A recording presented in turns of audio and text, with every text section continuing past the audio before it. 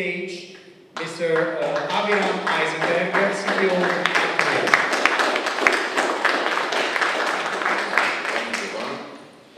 So I understand that basically I'm the last thing that stands before you and having fun in Berlin, right? I'll try to do it first. So I'm here to talk about how to build scalable teams. I'm talking mostly about development team, but in virtual reality, augmented reality, there's also the need and the lack of resources in creative, in hardware.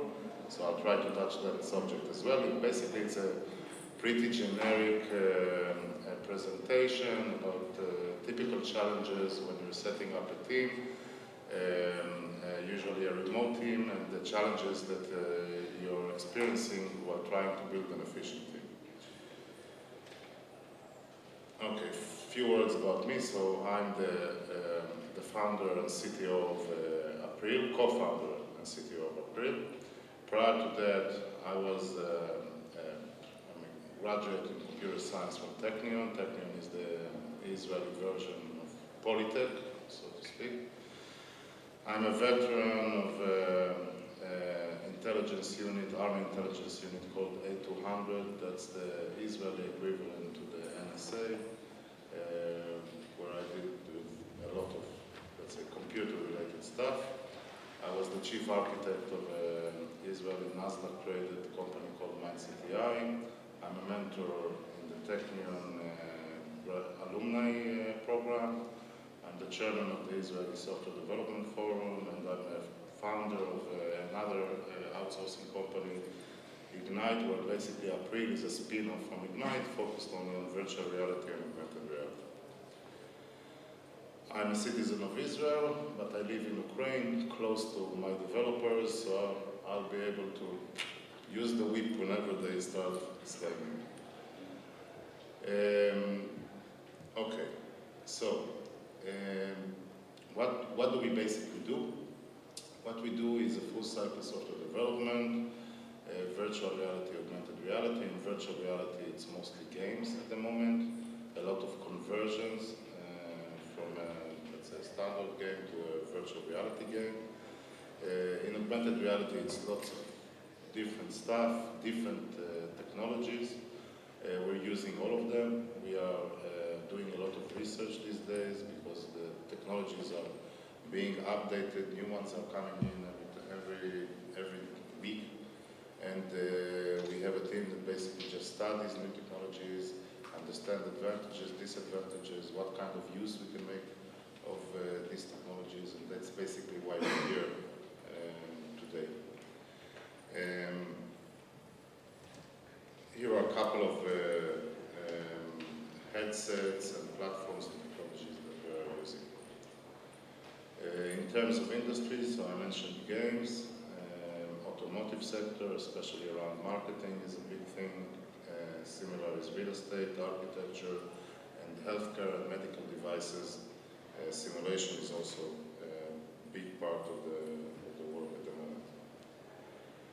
Okay, so what is our biggest challenge in augmented reality? So at the moment, basically to get a PRD, product requirements document from the customer. A lot of customers are approaching us, and basically they know that they want to do something in augmented reality, they just don't know what they want to do. Okay, and that's a bit of a problem, because there are very few references in this area. Okay, if we look, for example, on mobile development that we are doing as well, mobile projects are very repetitive. Okay, everybody thinks that he had thought about the next big thing, but if you look at most of the mobile applications, they are very, very repetitive. Usually I can talk with the customer for 5-10 minutes, and within 5-10 minutes I can tell him exactly if this is a 3-month project, a 6-month project, or 2 years and on. Okay, it doesn't take a lot of time. Customers usually know what they want, and that's pretty easy. However, in virtual reality and augmented reality, no references. Okay, no references. We spend a lot of time to develop the PRD, to develop the requirements for the customer, because before that we cannot really start the development work.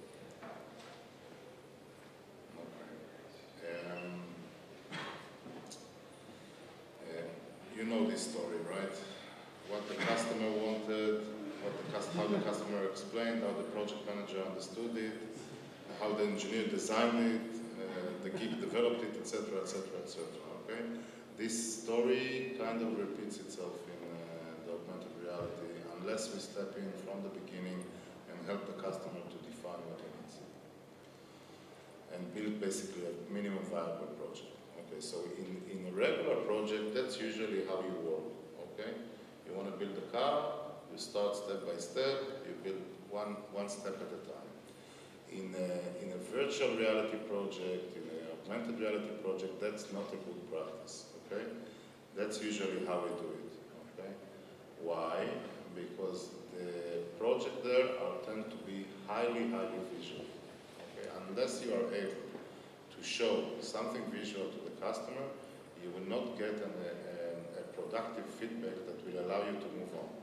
If you start a project and disappear for, I don't know, 3 months, 6 months, and eventually come up with a car, most likely that's not exactly the car that the customer wanted to have.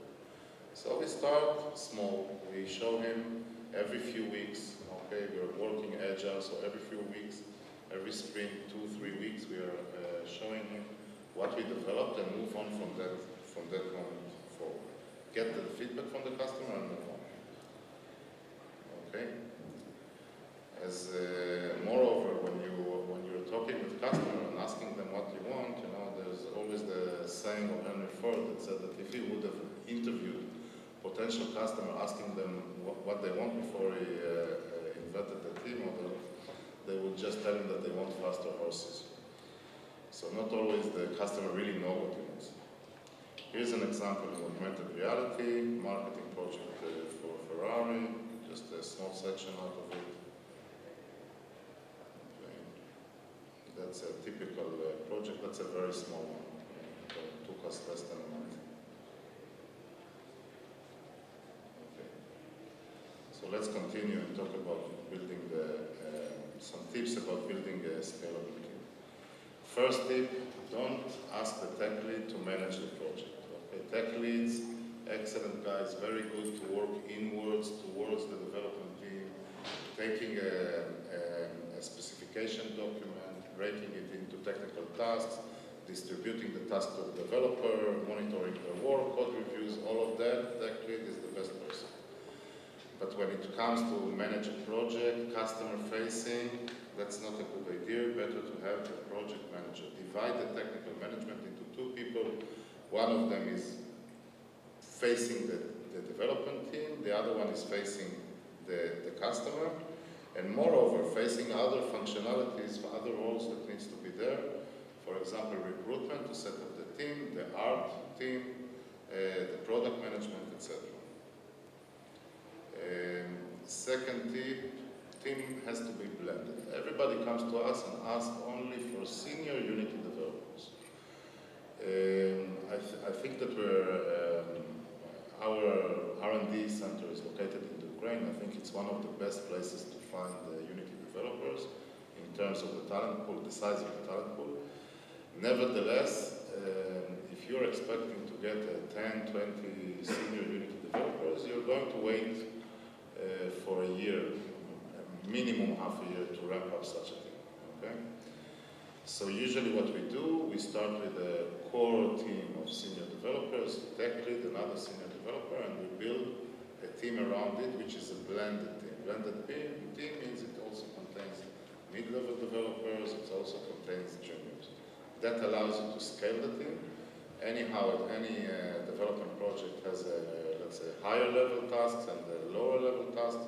So a good blend of a team will provide you productiveness, but will provide you also good prices. So eventually what you get is a good cost-value ratio. Another problem, probably the main problem when you're developing remotely from the customer is what we call the knowledge transfer pain, problem. Okay, that's usually the quiet enemy of any distributed development work. There is a lot of knowledge that needs to come, first of all, from the customer side, to the development team. And then once a product is finished, and usually the customer wants to own the IP, there's a lot of knowledge that is coming back. Okay?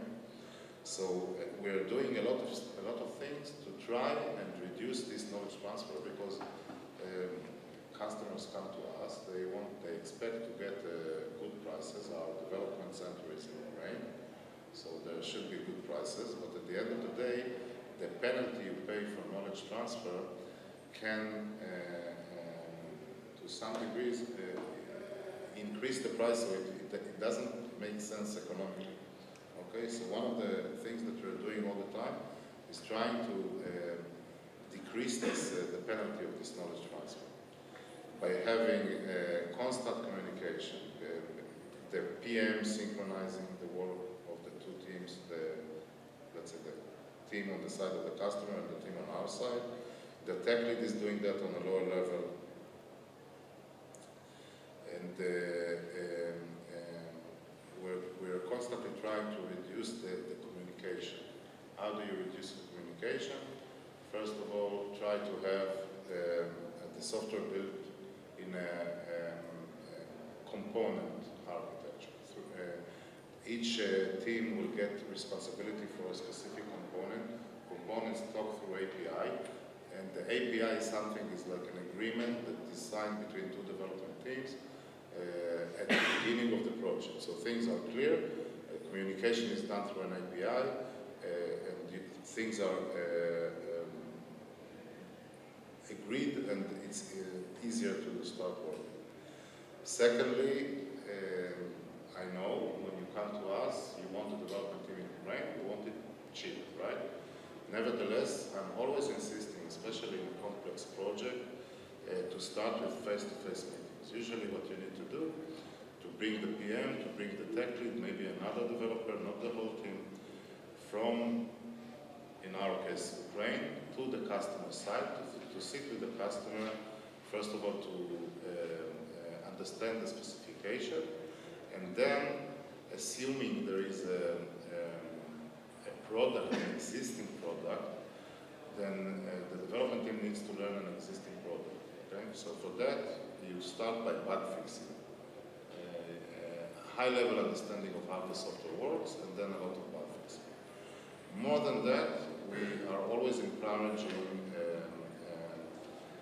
the social activity between the two teams, informal relationship, having beers at night, talking about your life, your hobbies, your family,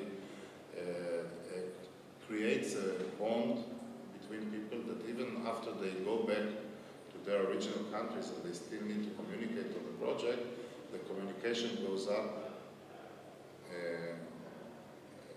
by far. Okay, so agile development. Agile, when we started 10 years ago, Agile was a niche market, mostly for startups. Today it's a de facto standard of the software industry, and it's good almost everywhere, but nevertheless, when you are having a distributed team, Agile development helps you even more. Why? Because one of the biggest fears when you're starting a project with a remote team, you're paying usually on a monthly basis the salaries, the rates of these developers, but you don't see the product. Okay, in a standard waterfall project, it can be a half a year before you reach a milestone and you start seeing a product. In an agile development team, you see product every sprint. Sprint is usually 2 weeks, 3 weeks. In extreme cases, we worked even on a one sprint week. That means that the development team is committed every week to show you what was developed, to show you the product on the development within the project.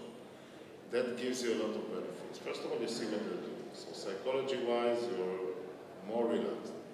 Secondly, you are able to catch the mistakes in the gaps in understanding, what needs to be done, etc.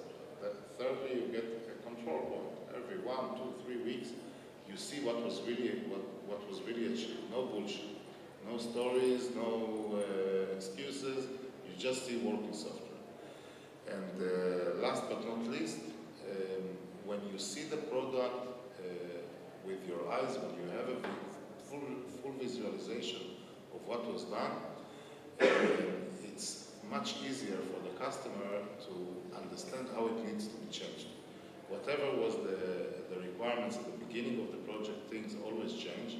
When you see a live product, and then you suddenly understand what was done correctly, what was done not correctly, not from the development point of view, but from the requirement point of view.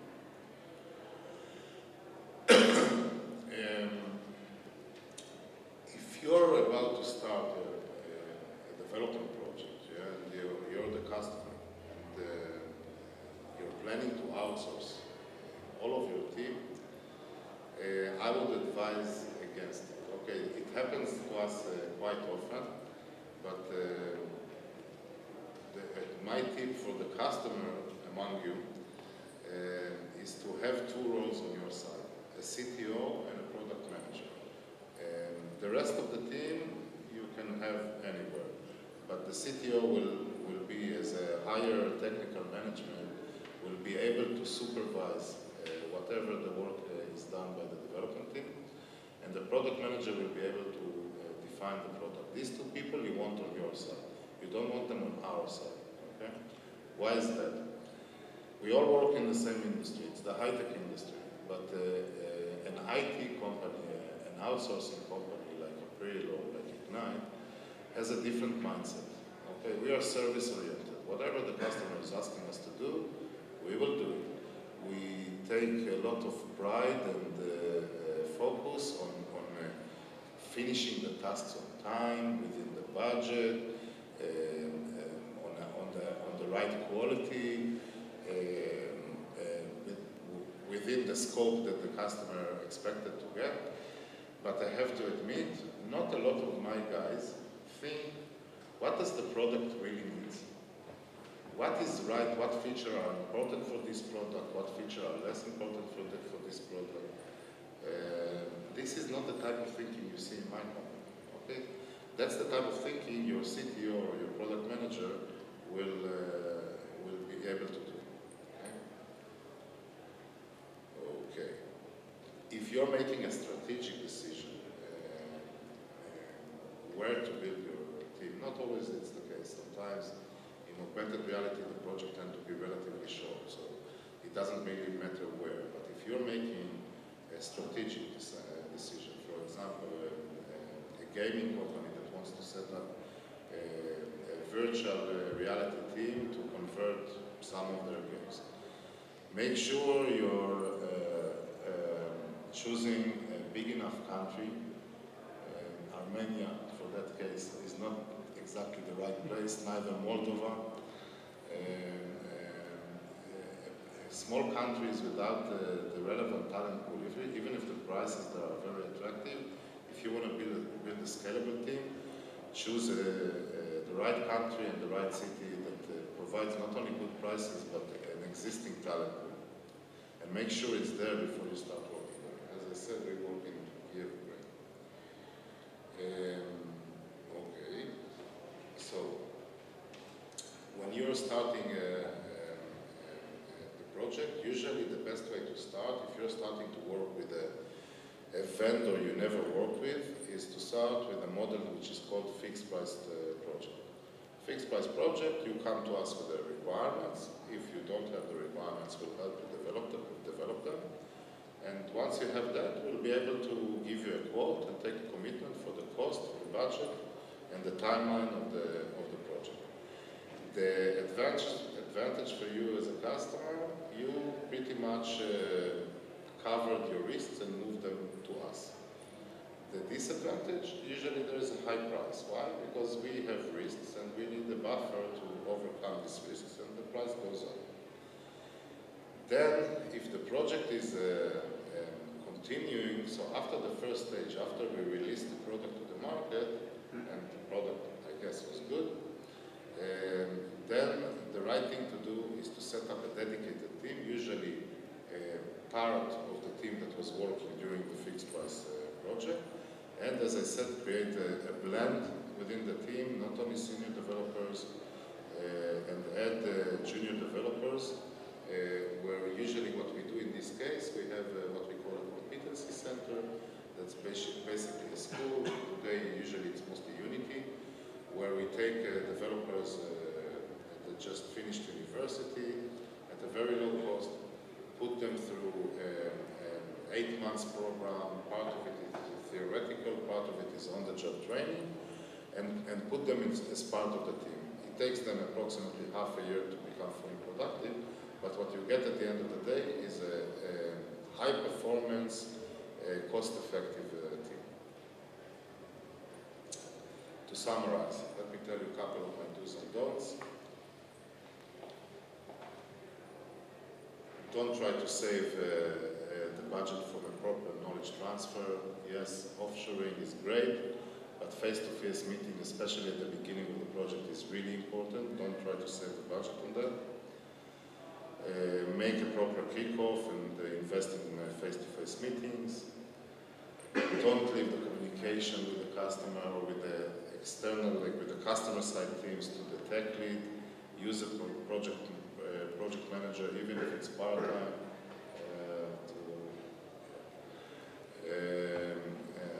to handle the communication with the customer. Try to avoid building only a senior team. Senior team is great, but it's not really scalable. Create a blended team, add mid-level and juniors. This will allow you to scale. As much as possible, try to put the art team and the development team together. I know in many cases it's not possible because usually the customer wants to have the art team close to him. But if possible, the art team and the development team are working in a very interactive way. Okay? If they are located at the same place, the efficiency of this team will be much higher.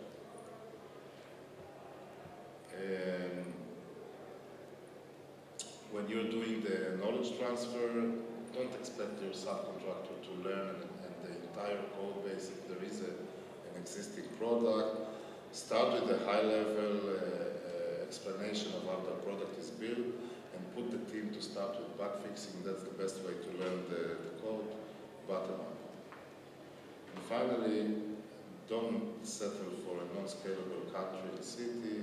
Make the research, invest in that a little bit, and choose the right destination for you to build your team. So, that's it. Thank you. Do you have any questions?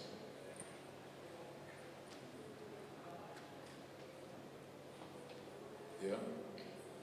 Yes, I refer to the last slide.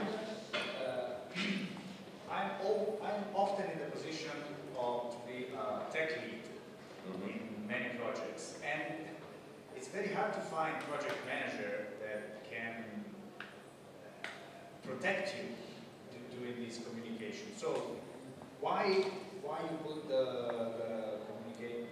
Why you would suggest not to leave the communication to a tech lead in such a difficult technology to communicate that is always changing? And well, when you're talking about the project, a tech lead is, as the name suggests, is a technical lead. He's a very technical person. From my experience, in most cases, these are people that their soft skills are not exactly their strongest point. that's my point. That's my problem. Yeah, and when you add a project manager on top of it, usually when you look, if I'm looking at my project managers, usually the typical project manager is a person that comes from a technical background, but he strives to move ahead with a career on the management level. is more interested in the business side, and usually that's the people I'm putting as project managers, and they're supposed to cover for the tech lead. Okay, so basically they're the ones that are talking with the customer, they're the ones that activating the different people on the customer side to eventually get everything chewed and grinded and broken into specific, well-defined tasks for the tech lead. So the tech lead doesn't spend time on that. What he gets is a list of a well-defined tasks directly into his backlog, if you're familiar with the agile concept, and all they need to do is focus on developing. The tech lead loves it because they're not frustrated trying to understand what the customer wants. The project managers love it because that's usually the type of people that